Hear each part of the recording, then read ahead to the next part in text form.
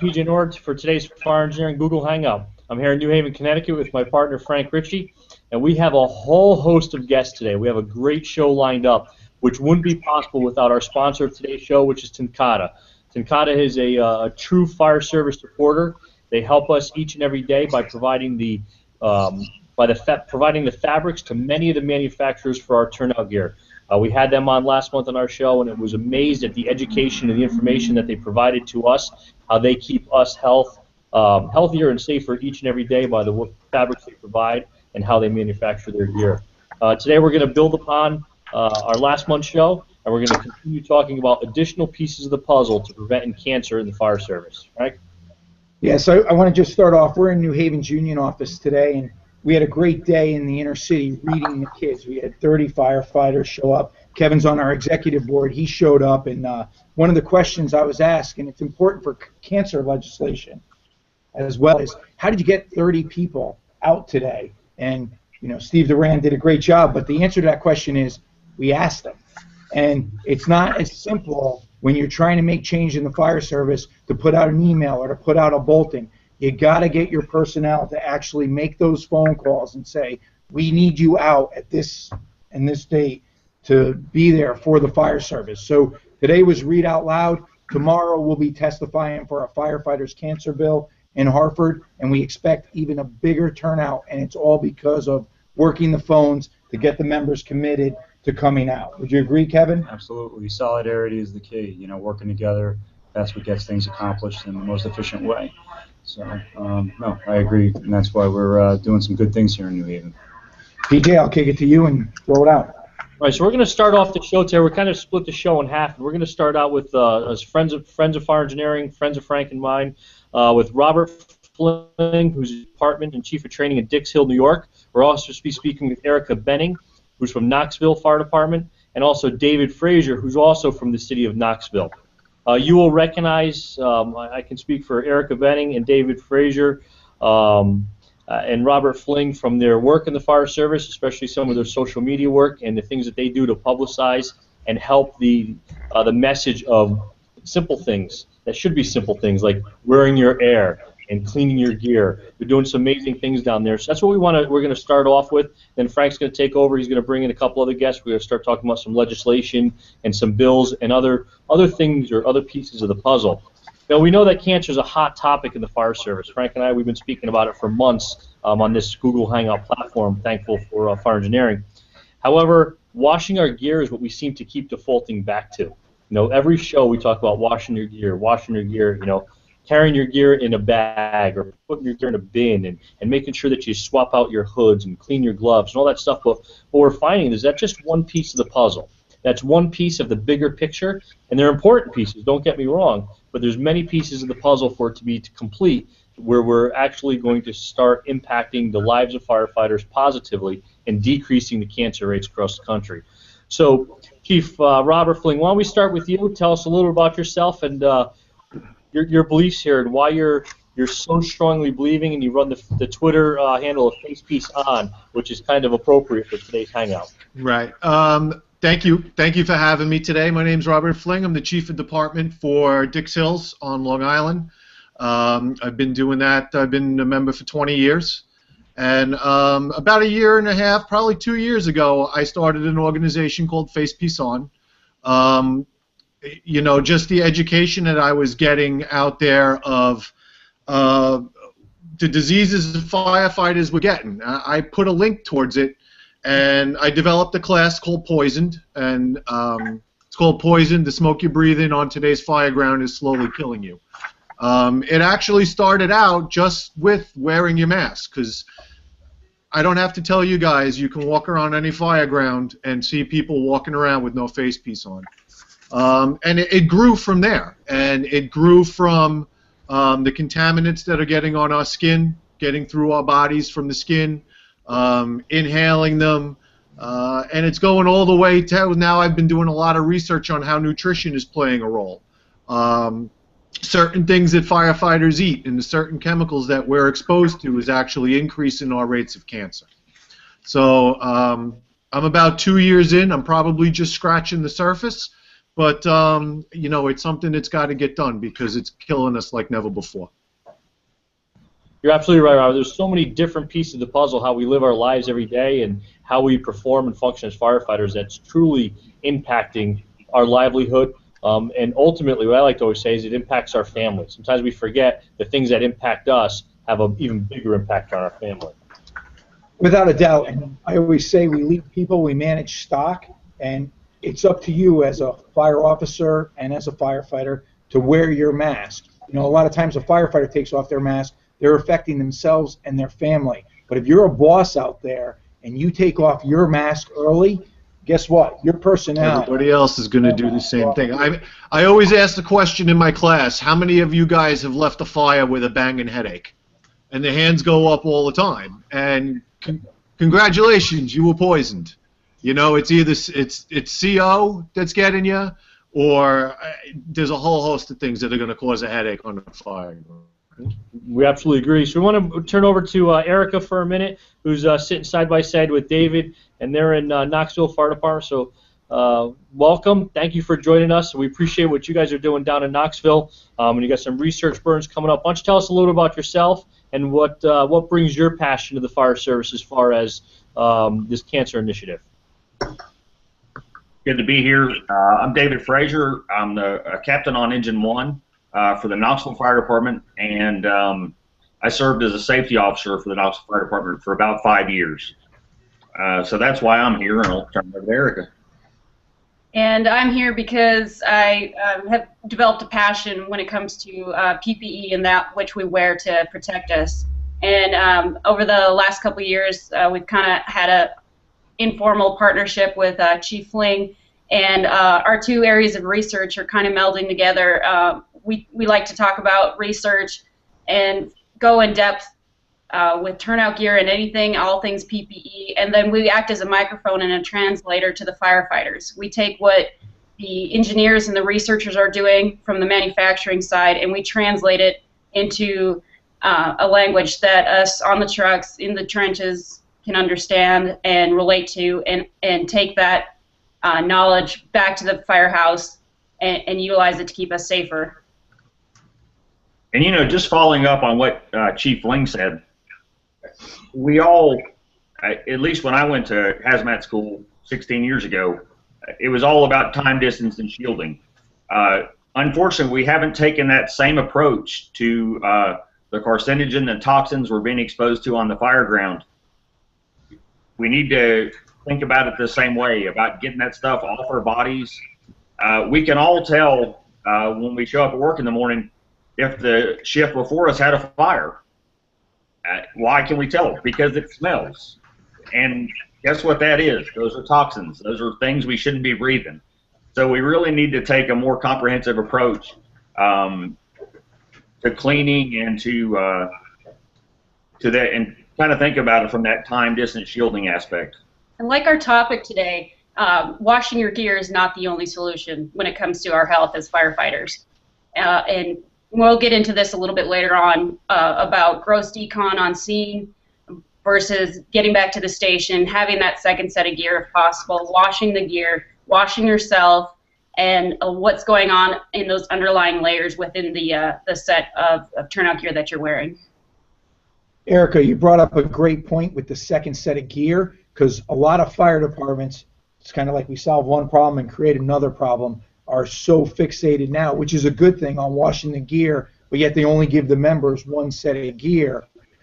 And it's important for our listeners to realize that wet gear lacks thermal stability. And we just had a firefighter who significantly got third-degree burns because of wet gear in the performance of his duties, Jason Rivera, which actually led to the rescue of a civilian. So while washing the gear is definitely a part of the puzzle, we need to realize that if you don't have a way to get into another dry set of gear, you know, we got to kind of balance out those health risks. And it's sad that firefighters across the country are faced with those decisions, but you know, it's something that you have to consider. You don't want to get back, you want to do that gross decon with that brush, but you don't want to soak your gear either, because you can't just take fire gear and throw it in a normal commercial dryer. it has to be dried at a certain temperature. So, PJ, you want to elaborate on that? You know, and I'm really an advocate, Frank, for the gross decon that's happening on the scene. If you take a look at like Indianapolis Fire Department and what they're doing recently,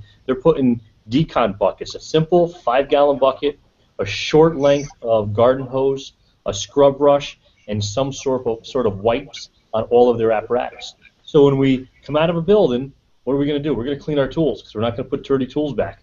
But yet we don't take the time to clean our gear. So they're performing a gross decon right on scene. Tools, their equipment. But you also have to remember that that's not just helping them immediately by deconning their gear. If you're not doing that gross decon of your gear in the field, now what are you doing? You're getting back into the piece. You get back in the apparatus with that gear on, and then what happens? The engine company goes out on an EMS alarm a couple hours later, and if they're not putting their turnout gear, now they're exposing those carcinogens to their station uniform. And now they're coming back to the firehouse, and you know, not that we sit on couches or recliners, but now if we happen to fall into the couch or the recliner when we get back, now we're putting those carcinogens in the recliners and the couches. So it's a domino effect of what we're doing or not doing. I know Erica mentioned I'd like to get her feedback and Chief Fling's feedback or an input on that gross decon piece. I'm a proponent of gross decon. You know, it pleases me to see my guys after we leave a fire to have the booster line out and washing themselves off. They're hosing down all the equipment before it gets back on the rig. I've seen a lot of departments start with the decon bucket. And at one point, you know, you have to say that, you know, every fire we go to is a hazmat. I don't think anybody can argue that. And you would never leave a hazmat scene without deconning yourself. So why are you going to leave a fire? It's a vicious circle, you know, because some people don't do it. If they don't, you're contaminating everything. We could go. This could be a topic of a show all on its own, to be perfectly honest with you. Agree, absolutely. Eric, I see you and David trying to jump in there. What do you have on this? Yeah, we're chomping at the bit over here because just here locally in the southeast region, we've got a product called First Wash. It's basically a shower system that can hook up to your booster line that is attached to the truck, and it decreases the amount of staffing required for gross decon. What does it take right now? It takes an average of 3 firefighters to do a gross decon of 1 firefighter on scene. We're talking pump operator, the guy scrubbing them down, the guy with the nozzle. So if we're considering other options when we're getting ourselves clean on scene, a product like this is just another tool in the toolbox that we can use. You just pull the lever, the water comes down, you can decon yourself. You're not taking staffing away. We all know what it's like when our volunteer departments are small rural departments, that you can't take 3 guys away from overhaul or rescue situations just to get cleaned off of 1 firefighter. You know what's interesting? I just taught an EMT class to a bunch of new recruits. And one of the questions they had was, what do you do if a patient has a poisonous substance on their skin? You wash it off immediately. That's what you do. You get it off. You brush it off, whatever you need to do to get that poison off. And it's been encouraging to see firefighters be willing to use the wipes and to do more gross decon. I think people are starting to get it faster than I had hoped that they would. So it's a positive note, I think. We're talking about your firefighter up north there that his gear was saturated and he was experiencing a burn, and that goes to the other aspect of wearing your PPE correctly, where it's protecting us from carcinogens. It's our skin. I think the statistic is, Rob, if you want to interrupt me here, is 300% more, 400% more absorption when it's every 5 degrees. Yep. So if we're wearing our gear correctly, and that means buttoning up, zipping up, wearing our hoods, covering our wrists, that's another area for contamination. Bellows in the crotch area up through the pant legs. So we really need to be wearing our gear correctly, and a part of that program is washing our hoods every Sunday. And if you're not buttoned up correctly and you're doing a gross decon and that water's coming in down your neckline into your coat and you don't have that second set, then we're talking about those burn issues that you were discussing earlier. There's 2 significant things that I'm just picking up on this, Frank. You gotta speak louder. There's 2. Hi, my name's Kevin Riley. Just two things I'm picking up on that, in a practical sense, is a starting point, which doesn't cost any money to do, just working smarter. One thing is the absorption. The hoods, not to overstate the obvious, but the hoods significantly in warmer areas or in the summertime.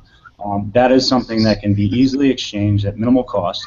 So everybody should have at least 2 hoods and rotate them. They can wash them quick without taking your full gear out of service immediately. That has a significant impact, especially with the correlation of thyroid cancer. The second thing, too, besides the gear, the mass decon, it's the stationware you have underneath. Post the fire, especially once again in the summertime where you're going to significantly sweat, that's where that exchange is going to happen. I think toxins exchange similarly to heat exchange when you have something wet. So it would be nothing to have your spare set of stationwear or clothing. Very important to take that off and switch on a new set of your underneath clothing. Take a shower. Take a shower, but also the clothing, because you take a shower and you put your regular clothing, you head under your stationwear, your turnout gear on, you're just putting it back on. But anyway, I'm just trying to think, as far as an impact would have, initially anyway, something that doesn't cost anything, but just working smarter that way, that would have a significant impact. Can I make 2 quick points? Taking a shower. Taking a shower is fantastic to help decon yourself, but you have to realize that you shouldn't be taking a hot shower. Hot shower opens up the pores and is actually recontaminating yourself.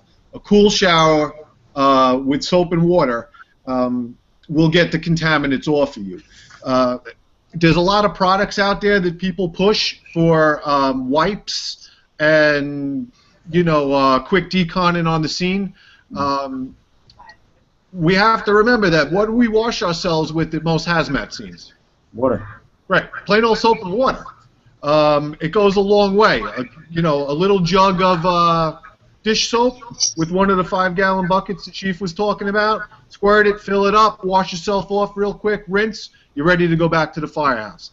The other thing is, we always talk about, you see it all over social media, wash your hood on Sundays, wash your gear. What's the one piece of gear that we very rarely wash? Gloves.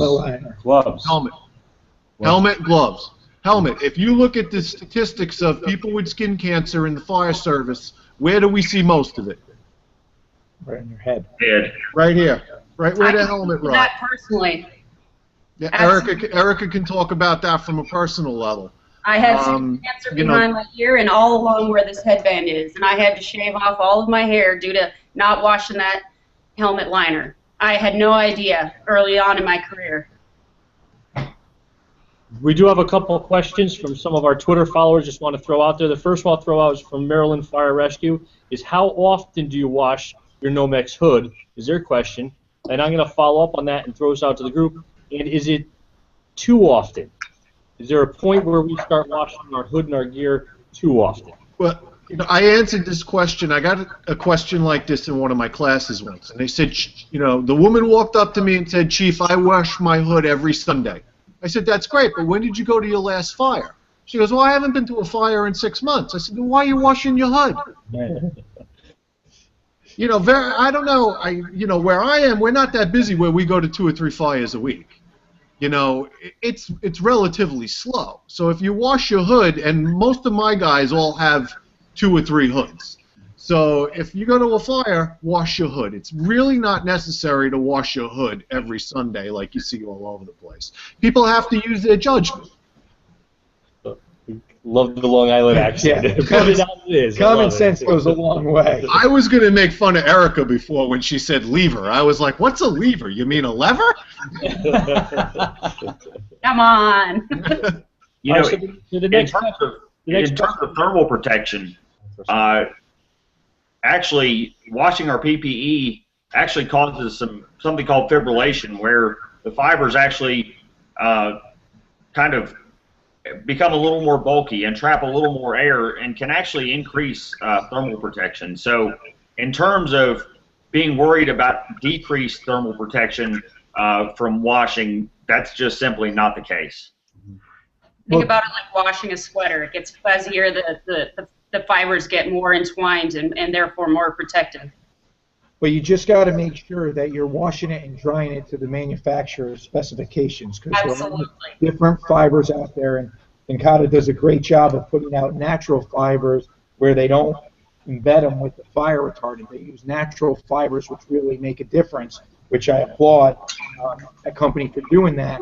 But the fact of the matter is, you want to make sure whenever you're washing and drying that you're following NFPA and the manufacturer's recommendation. Absolutely, all the way down, Frank, to the little things. You know, the water temperature, the air temperature that you're drying it, the solution or the chemicals that you're using to clean the gear, to the RPMs of the extractor and the washer. Those are all little pieces. Like I said at the beginning, there's a whole big puzzle here, but those are even just little pieces of washing your gear. So we do have another question from a good friend of ours, Dan Kerrigan. He put, what carcinogens are passing through our turnout gear on scene and being absorbed in the body? Is scene decon of personnel essential beyond our turnout gear decon? And my simple answer is absolutely.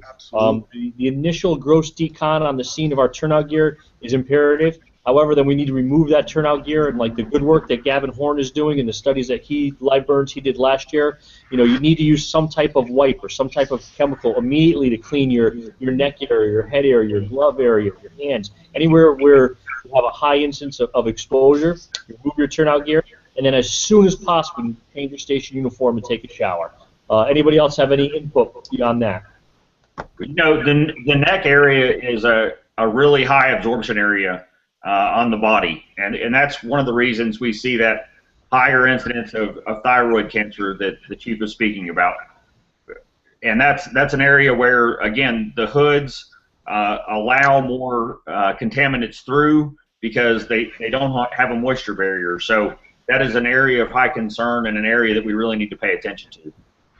And the other areas that we're seeing is under the air pack. If you think about it, when we're low, and all the weight of the air pack is pushing those contaminants on our gear, compressing it in an area of high compression. It's pushing that cancer right down deep into our skin and into our uniforms and our station wear and throughout our gear. Good. All right, so Erica and David, you mentioned up front to me in some of our offline conversations that washing the gear is one piece of the puzzle. We've already covered another one as far as on-scene decon, changing our station uniform, using some sort of wipes. What are some of the other pieces of the puzzle that you like to refer to?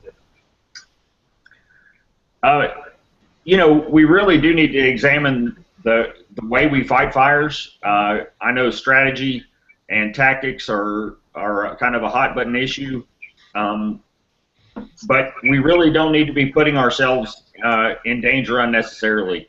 And I love fighting fire as much as anybody, but we really need to do it smart. I agree with you. I think we do need to look at our strategy and tactics. However, there's a fine line there that we still have a job to do. We still Absolutely have to get inside and search. We still have to get inside and put the fire out. But I do agree with you, and I'll push the conversation into a little bit of a tactic conversation, that some of the controversy over a transitional attack or using the reach of the stream, there is something to be said about that for decreasing our exposure. Because if we can throw whatever terminology you want on it. If you want to use the term reset the fire, if you want to put some water on the fire from utilizing the reach of the stream, you know, how many times do we take our recruits, we tell them to crawl all the way down the hallway, get into the fire room and put water right on the base of the fire, but we don't teach them to start flowing water and use the reach of the stream often. And if we can cool that fire from 30, 40 feet away, coordinate the ventilation, we're not putting everybody right into that environment. I'll agree to disagree on that. I knew this was going this way. Yeah, I'll agree to disagree on that because the fact of the matter is you're in the environment, you're getting exposed to it. That's why we're working so hard, and when we move to cancer presumption and greening for our children, the fact is if you want to save jobs, work for public works or become a lawyer. But the fact of the matter is, you know, our job is to get in there and get it, and nobody's out of the building until our searches are declared. But the fact of the matter, why we're fighting so hard for cancer presumption is the pump operator who's standing outside who doesn't have an air pack on is still getting exposed to those carcinogenics. If you're in that building anywhere, no matter what reach of the stream you're using, and I'm for using the reach of the stream, you're still being exposed to all those carcinogenics. It's You could take a shower, clean your clothes, decon your gear, but the fact of the matter is when you go home to your wife or husband, the next 2 days, they're going to be smelling smoke on you. It's And a fact. what is My that? kids, when I come home, and then I'll go to Dave. I'm sorry, no. I'll go to Robert. The fact is, when I go to a fire and I come home, I don't have to say anything. Even if I take a shower, change my clothes at work, my family knows I went to a job. That's your body. That's your body off-gassing. You're off-gassing the chemicals that have already been absorbed. You know, like we've been discussing, we focus on the fact that we need to wash our gear, we need to take our shower, but you have to realize you're already contaminated. And you're contaminated a lot more than you already think, because like we discussed before, for every 5 degrees of body temperature that your skin increases, your absorption rate increases 400%. So I can sit here and I can wash the chemicals off of me with a cool shower. It's already, I mean, who doesn't come out of a fire sweaty?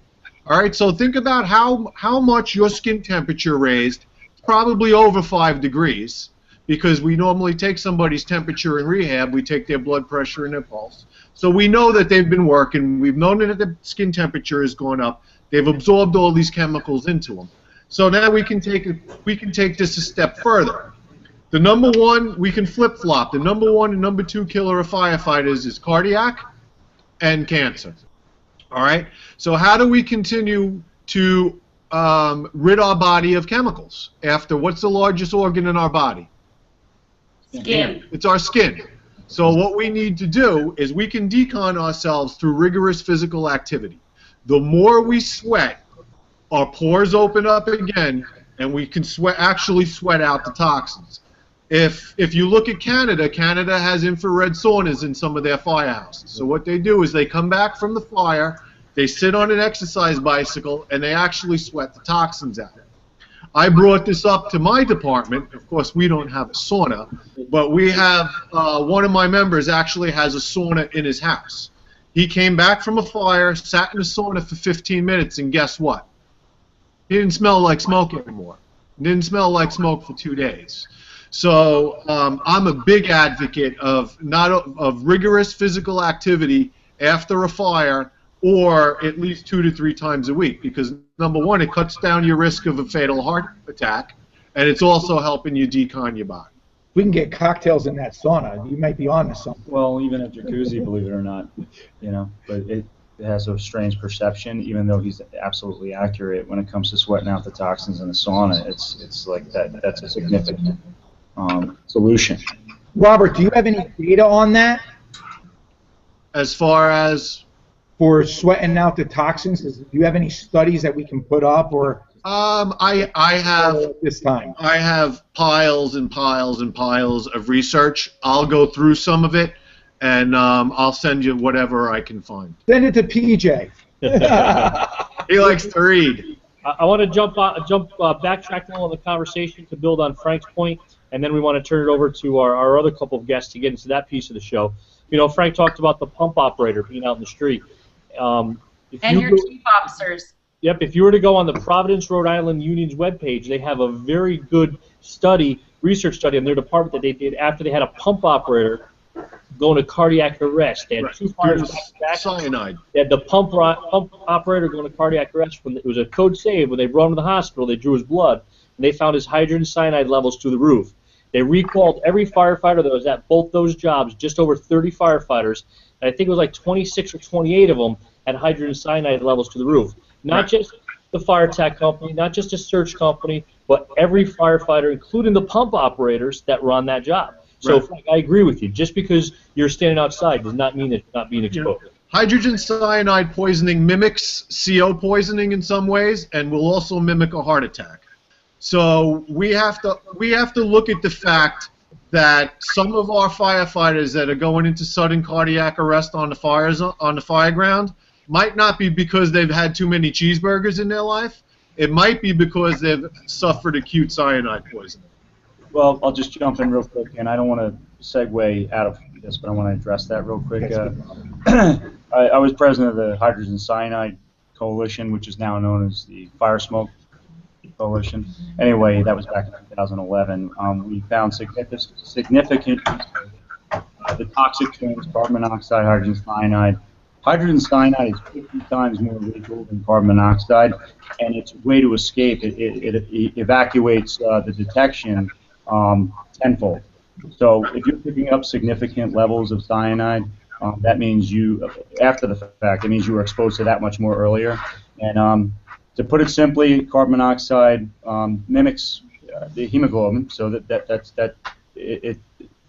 the cyanide from the carbon monoxide, the hemoglobin, it fakes it thinking it has oxygen molecules when it actually doesn't. But the hydrogen cyanide actually short circuits the ability for on a molecular level, for it to process the oxygen. So those two, that's why they're known as toxic twins. But not to get off of that, this cancer stuff. Robert, with wearing your About mask, an hour.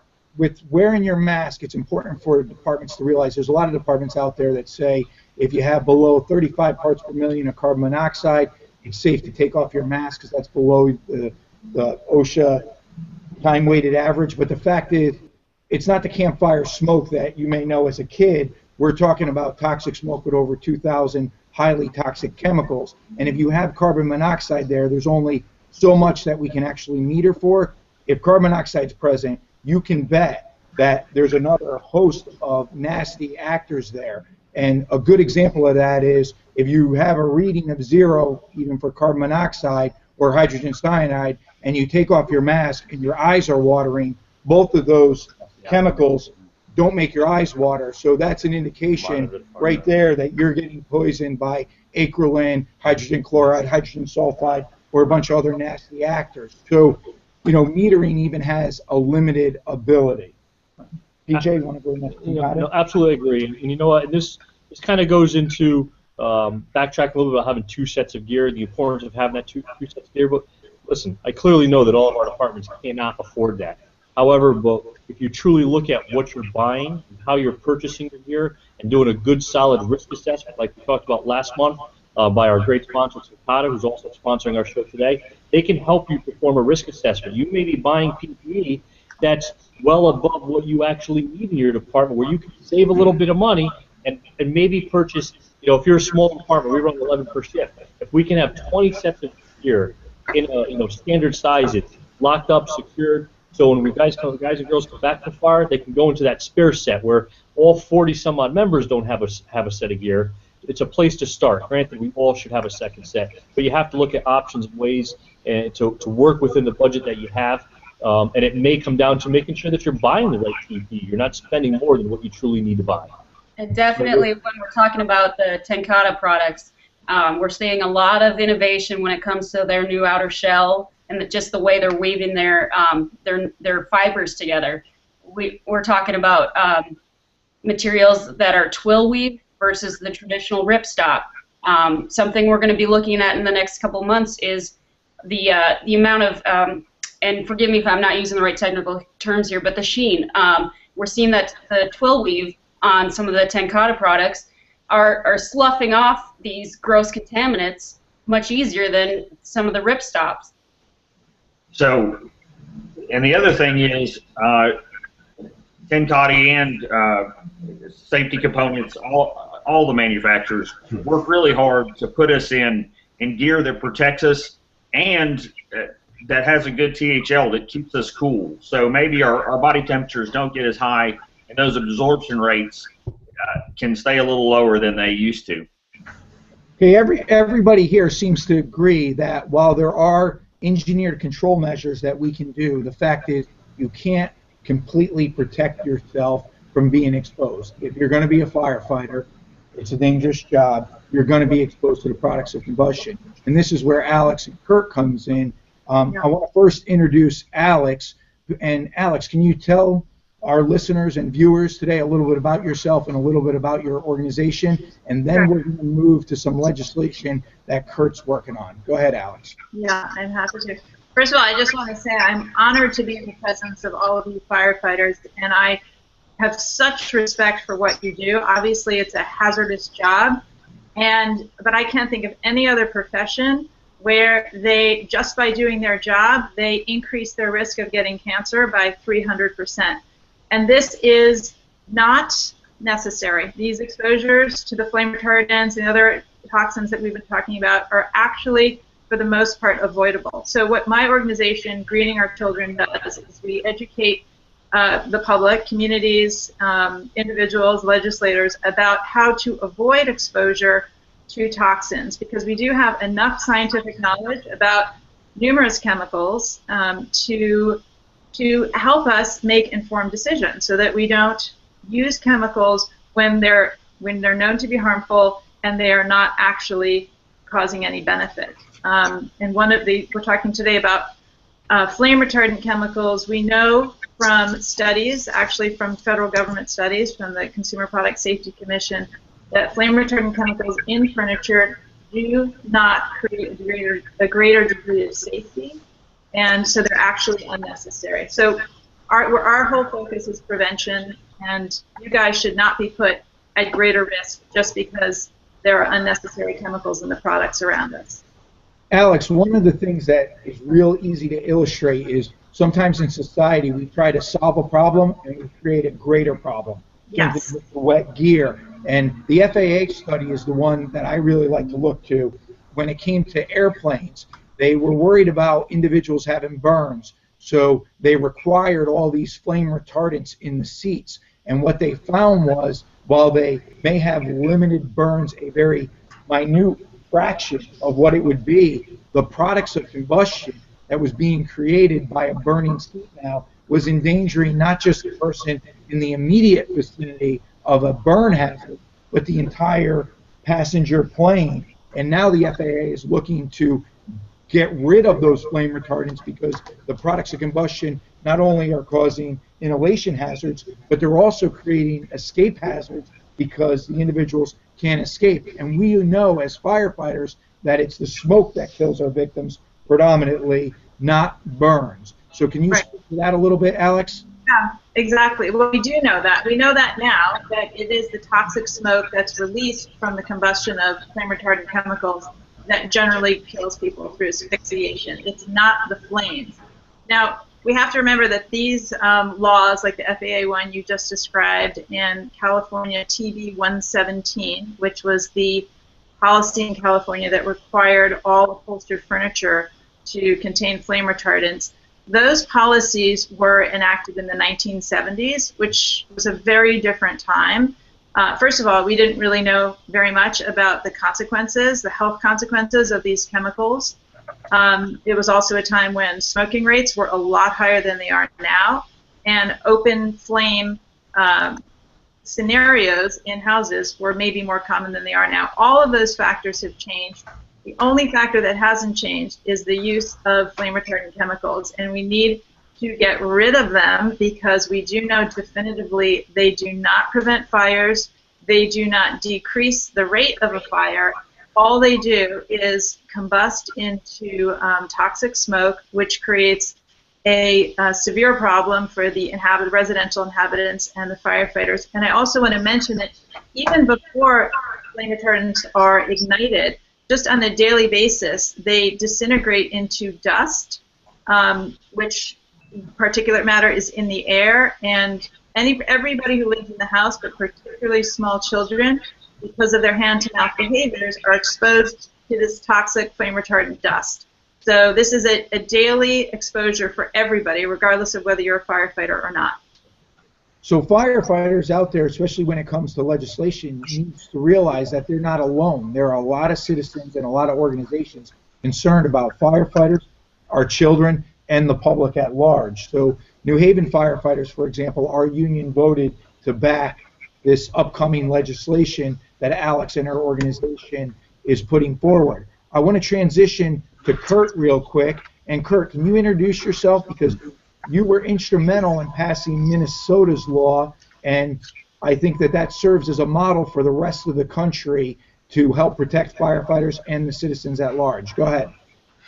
Thank you. My name is Kirk Peterson. I'm with the firm of Rice, Michaels, and Walther. We're the lobbyists for the Minnesota professional firefighters here in Minnesota. And I'll just go over real quickly some of the strategies and the tactics that we used in getting our flame retardant bill passed last year. Just as a little bit of background, this was not a new issue in Minnesota. 7 or 8 years ago, we worked with couple of health and environmental groups to ban DECA from residential products. That bill passed the legislature, but was then vetoed by Governor Tim Pawlenty. And so we had to come back and take another run at it several years later. Coincidentally, in the meantime, I started working with a different group called the Healthy Legacy Coalition, which focused exclusively on toxics in children's products here in Minnesota.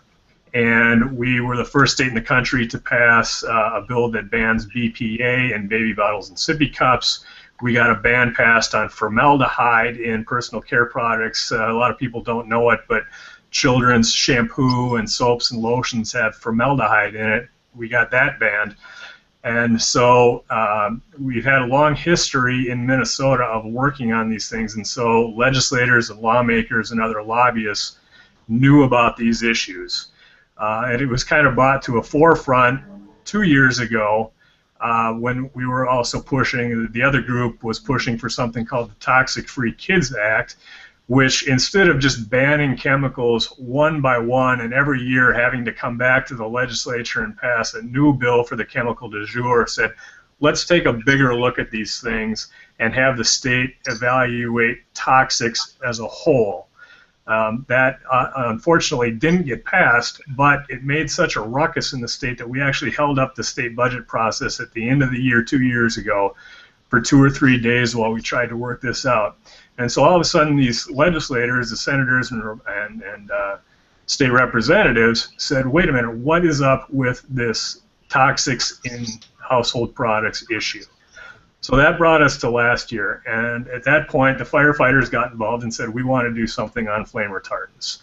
And it was decided that politically the best way to go would be to have the firefighters take the lead on this issue. And so we introduced a bill that would ban or phase out 10 of the most commonly used flame retardants currently in production. And we got good response on it. And we decided that firefighters would take the lead and the health and environmental groups would support us and do the grassroots work on it. And we got bipartisan support for it. Right now in Minnesota we have a divided government. The House of Representatives is controlled by the Republicans, the Senate is controlled by the Democrats, and we have a Democratic governor at this time. But we got everybody on board. We got a guy named Senator John Marty, who's a Democrat from the northern suburbs of Minneapolis, to be our Senate author. We have Representative Jeff Howe, who is a Republican from up around the St. Cloud area, who also happens to be a firefighter. He's a volunteer firefighter and is a cancer survivor himself. So he was very personally invested in this. So we had really good authors on both sides. Kurt, just to interrupt because it's very important for a lot of our listeners there. A lot of people think that, you know, fire safety and chemicals is just a Democratic issue for the Democratic Party, and if you're going to be successful, you got to realize that as the fire service, we're issue advocates, and you need to reach across the aisle and try to bring some consensus to this because cancer affects everybody, especially when we're talking about the general population. You want to make sure that you're willing to have those conversations and don't just shut anybody out because they happen to have an R next to their name or whatever may be the case. Just because they fought you on another bill doesn't mean that they won't support you on another when you make that argument. How you make that argument is with statistics and data. You also need to make the emotional argument as well. Now, somebody presented your bill to me recently from our state association and almost put a negative twist on it of, oh yeah, well, a lot of those chemicals or a bunch of those chemicals are getting phased out. And Alex chimed in and re-educated me. Alex, can you jump in on this of what you thought was brilliant about the Minnesota bill? Yeah, well, what you're talking about is what we call the regrettable substitution situation, which happens all the time in all different industries, where an industry will agree to phase out one toxic chemical, but they just replace it with something else that hasn't yet been studied but is also equally as harmful. So we want to obviously avoid that. And a clause that is in both the Minnesota bill that passed and the Connecticut bill that's been proposed would, I think, effectively prevent regrettable substitutions because it requires that a manufacturer not replace a flame retardant chemical with anything that has also been indicated to possibly cause cancer, genetic damage, or reproductive harm. So if companies are transparent about what chemicals they're using, then they would be held to these safety standards, which is great for the public. So Kurt, that's really phenomenal that you guys were able to get in that substitution language. I think that's imperative. There's so many chemicals out there. How long did it take for you to get this bill passed from the inception all the way to it became a law? Well, it only took 1 year, but it was a very hard year. And like I said, we've been setting this up for actually 7 or 8 years through different organizations working on the other toxics and children's products. But this year we were lucky to get it through one because of the bipartisan support that we had. We've always tried to maintain good relations with both Democrats and Republicans, and that was part of the strategic decision of using the firefighters to take the lead, because firefighters have a tendency to be a little bit more conservative, have a little bit more Republican slant, and like you said, the environmental groups and the public health groups tend to have the impression of being more Democratic. So it was a strategic decision to have the firefighters take the lead because we could pull in the Republicans, and then having a Republican firefighter as our chief author on one side was a huge issue. But we still faced very serious opposition mostly from the Chamber of Commerce and the American Chemistry Council, the ACC. They are very powerful forces in the state, especially the Chamber of Commerce, and speaking of politics, they tend to be more Republican, and being a Republican House, they thought they had it bottled up over there. So it didn't happen right away. It was a long, hard fight. The bill passed in the Senate. It passed on a 59-2 vote. It was almost unanimous, but we went back over to the Republican-controlled House, and they didn't want to hear it, and they dragged it out. Finally, we got one hearing, but it was right before a deadline, and so they thought they were going to kill us with a deadline. But we kept it up. We got the media involved. We ran a media campaign. We went out to one of the fire training centers, and we set a couch on fire and had the reporters go in with their TV cameras into this soot-filled room, and we got great press out of that. And we came back, and so we kept making progress, and they told us, go work out some compromise language with the chamber. You guys work this out, and maybe we'll come back and we'll give you another hearing. So we met with the Chamber of Commerce and with the chemical industry lobbyists, and we were able to cut it back. We had to go from 10 chemicals down to 4, but we did it. We pushed the timelines out for the phase-in, but we came to some pretty decent compromises on it, and then they gave us another hearing, and we got it all the way to the floor of the House where it sat for weeks. And then we engaged the press again. We kept getting media attention on it. The Democrats kept bringing it up and forcing floor votes on it, which the leadership didn't like. And then at one point we held a rally. We kept a very, very visible presence, which was a huge part of this tactically, is we brought firefighters up to the Capitol pretty much every week, either in gear or just in uniforms that identify themselves as firefighters. And that was a very powerful force. We had people standing outside of committee rooms, lining the halls, and at one point, right towards the end of the session, when things were very tense, we had a bagpiper come in and start playing bagpipes as these guys were walking in, and at one point they threatened to arrest him, and we said, keep playing. And it made all sorts of attention, and it just let them know that we weren't going to go away and we were going to be diligent. And so finally, after more negotiations, more back and forth, the House finally did take a vote on it, and it passed on 125-6 vote. So once they let it come up for a vote, which the Chamber of Commerce did not want to happen, it passed overwhelmingly. And so that was a huge political victory. Now, we did have to make some compromises, and we're coming back this year. Again, we have the same authors, a Democrat in the Senate and a Republican in the House, that want to keep pushing on it and go back and add some more of these chemicals that we had to strip out last year. The only thing that we had to cut it back last year so that it only impacted residential upholstered furniture, and some children's products, foam children's products, breastfeeding pads, changing mats, things like that. We want to go back in and add draperies and carpets and carpet pads and things like that that also are laden with these chemicals. So we're going to take another run at it again this year and see if we can expand it.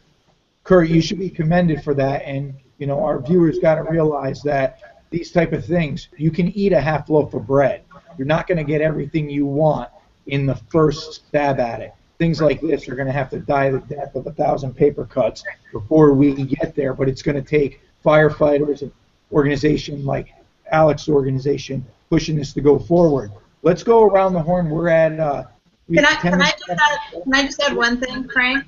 I just want to commend Minnesota, Kirk, and his team for passing this legislation. And I think we have had similar legislation proposed in Connecticut for years, and it has never gone anywhere. And the reason is because we haven't had the firefighter community engaged in trying to advocate for this legislation.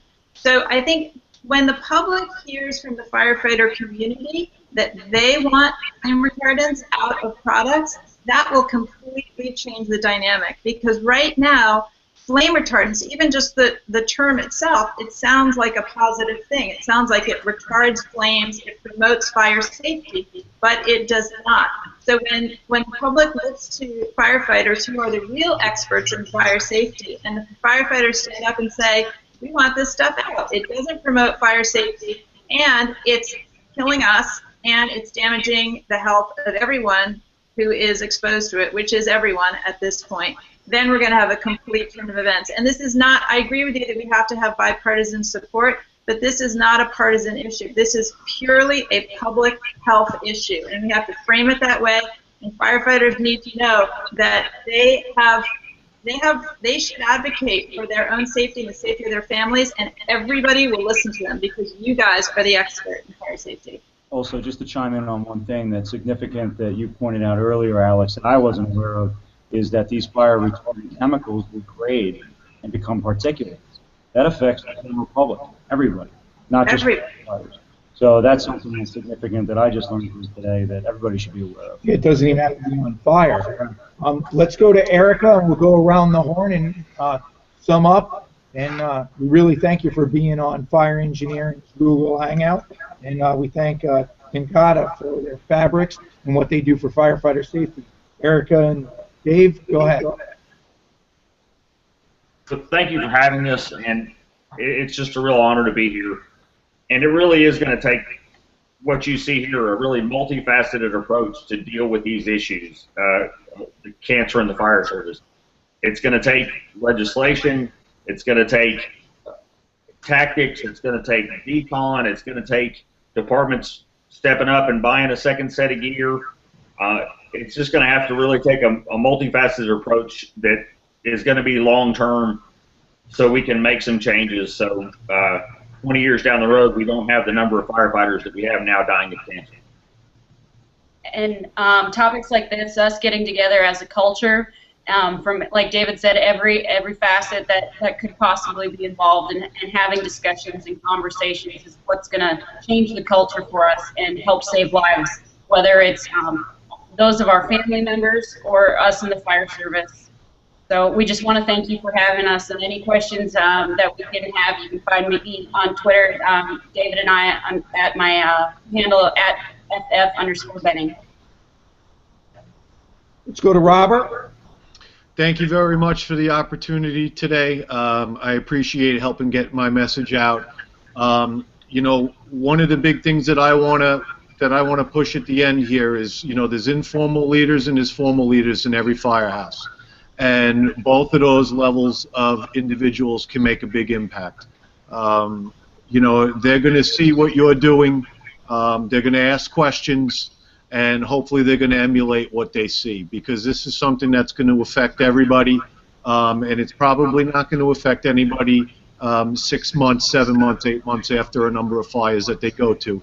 This is stuff that's going to start rearing its ugly head 15, 20 years down the road. We have to, you know, in the fire service, we always say we need to take care of our own. Well, now's the time to step up and start living by those words. Very well said. PJ? Very well said. You know, first of all, we need to thank and acknowledge Fire Engineering for giving us this platform to bring everybody together today by the leadership of Chief Walton. Without his leadership, without Fire Engineering, we wouldn't be having this conversation, and we wouldn't be coming together to to discuss this message and give us the platform. And some of the things that were just said here too, the change of the culture by all coming together. Right around the corner is FDIC conference in April in Indianapolis. Attending FDIC, meeting with our manufacturers, going and meeting with the representatives from Takata, thanking them for what they're doing to provide a safer environment from us, and also talking to all the manufacturers to learn what else is out there that we can do, or we can purchase, or we can help give them the ideas to manufacture to keep us safer, especially when we're talking about firefighter cancer. What can our manufacturers do for us? We like to say from our side of it is make those engineers and those manufacturers work for you. We need custom gear specific to our department and our climate. So use their knowledge to the best of our abilities and tell them what we need and what we want, and they'll put their heads together and engineer and design it for us. Kevin? No, I just learned a lot here today. I'm thankful for everybody here. You can always learn something if you have an open mind and an open ear. So, but I think just to recap, starting with the very basics, and as our friend in Long Island indicated, you don't have to wash your hood every day or every Sunday. It's just after the fires. Use common sense. Once again, too, shower. Common sense doesn't take legislation, and common sense, I should say, uncommon sense. Apparently, that's the new thing. Uncommon sense. But anyway, I thank everybody who pass it forward to the next person.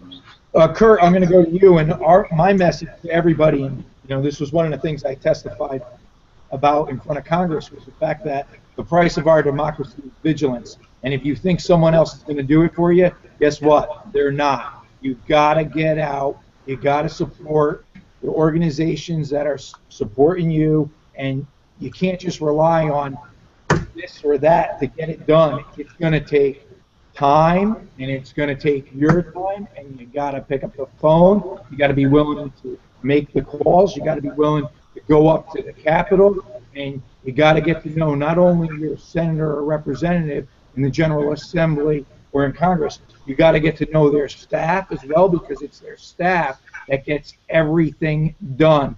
Kurt, I'm going to pass it to you. Well, thanks a lot. Thank you for having me on. This was very interesting, and we really made a lot of good progress. But like you said, don't get frustrated. The wheels of progress turn slowly. To use another cliche, it's David and Goliath. Like I said, we went up against the Chamber of Commerce and the chemical industry, which is a multi-billion-dollar industry, and all of their resources that they could throw at it. And we took them on, and we won. And so we did it through organizing and being diligent, keeping up the fight, working in a bipartisan manner, and just not quitting. And so I hope everybody else can continue to do that. And you got to remember, everybody uses that David and Goliath story almost as, it's David taking on Goliath. You got to remember, David won. So the fact is, that's a good thing. Whenever they put that in there, that you can't take on the manufacturer, you can't take on this, you can't take on that. The fact is, David won. Alex, to you. Yeah, well, I just want to thank you all for raising this important issue, and I just want everybody to remember that this isn't a very important issue for firefighters, but flame retardant chemicals are negatively impacting or harming the health of all of our children. So we know that flame retardant dust is present in every home. It's present in every human, but more so in our country than in any other country in the world. And the highest concentration of flame retardant exposure is in our babies and toddlers. So, and we know that it causes brain damage, possibly cancer, and lots of other health effects that we're not going to see the full brunt of for another 20 to 40 years. But if there's no benefit to having these in our furniture in our homes, which we've proven there isn't, we should get them out and keep everybody safe. Absolutely, and I want to thank everybody for joining us today. But we have 2 tweets here, and I'm pretty impressed. Twitter's blowing up today, Frank. This is probably one of our most popular shows as far as interactions on Twitter and quotes and comments and questions. Some of the questions we haven't gotten to today, but if we didn't get to your question, we'll try to follow up with you after the show today. and get some information to you or point you in the right direction. But thank you for that. But in follow-up, let us know where you want us to go next. Today's show built on last month's show when we had the great folks from Takata on the show with us. So we have another 4 weeks till our next health and safety show here on Fire Engineering Google Hangout. So let Frank and I know. Tweet us, let us know, use FE Talk, hit us up directly. Let us know what you want to hear. Let us know who you want us to bring to the table to have these great discussions. We have a good friend of ours, a New Haven fireman, who has 2 quotes up here that I know Frank will like. They're both from Chris Brigham. The first one is, politics aren't the most glamorous part of being a firefighter, but will always be important. Left unchecked, politics can hurt us greatly. And he followed up with that is, our history as firefighters is founded on politics. It's an arena we must learn to master and educate the younger generation. So on top of making sure we get 2 sets of gear, on the top of making sure that we have good gross decon on scene, on top of making sure we wash our hood, our gloves, our helmet liners, our gear, deconning our vehicles and our stations to help prevent cancer, I think, Frank, nobody knows this better. You have to be involved in politics. You have to work with your legislators. You have to stay on top of what's going on and what bills are going to help you and what bills are going to hurt you, and get involved. Frank? All right, I'm going to finish it off, and here's a fact. First, Takata, thank you very much for all you do for firefighter safety, but here's the thing.